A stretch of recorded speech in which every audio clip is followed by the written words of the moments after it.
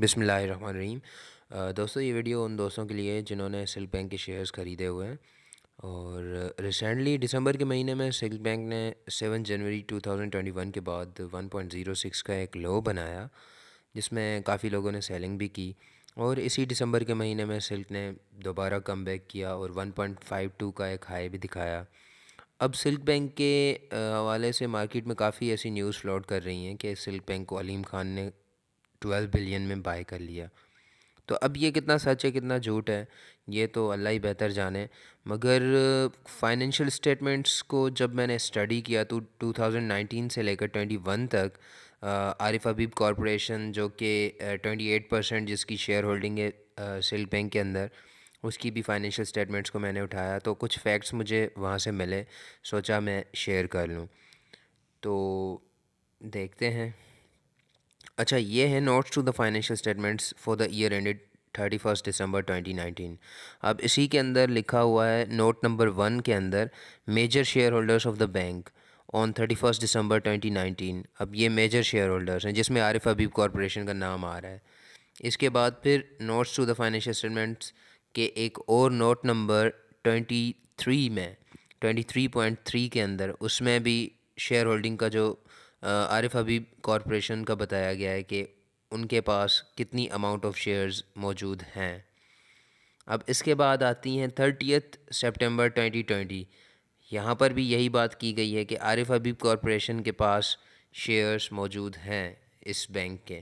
اب 30 سپٹمبر 2020 کے بعد سلک بینک نے اس ایز سچ کوئی فائنینشیل انفارمیشن نہیں پرووائڈ کی۔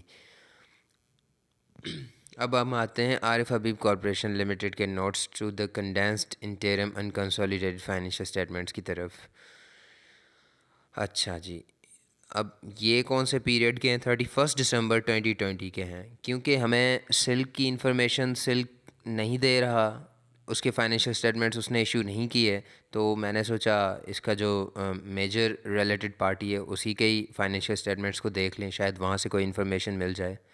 تو وہاں سے مجھے نوٹ نمبر 8.2 میں یہ انفارمیشن ملی کہ during the financial year 2020 Silk bank limited's sponsor has exercised the option granted to him to purchase the company's entire investment in Silk Bank Limited. Accordingly, the company has already de-recognized its investment in Silk Bank Limited and has also set off relevant deposits and margin against the investment. However, shares will be transferred as per the option agreement in due course in line with regulatory approvals. The legal advisor of the company also agrees with the above point of view. اب آپ ان ساری چیزوں کو ملا کر دیکھیں تو عارف حبیب نے اپنے شیئرز ڈسپوز آف کر دیے ہیں اسپانسرز کو۔ اچھا، اب ایک اور انٹرسٹنگ فیکٹ جو سلک بینک کے کوارٹر اینڈڈ سپٹمبر 2020 میں نے دیکھا نوٹ نمبر 1 کے اندر، وہ یہ ہے کہ the bank has obtained the in principle approval of the board to initiate the process of a rights issue in order to inject further capital۔ اچھا، اب بینک کا کچھ ریشوز کا ایشو چل رہا تھا تو اس کے لیے بینک کو کچھ کیپٹل کی ریکوائرمنٹس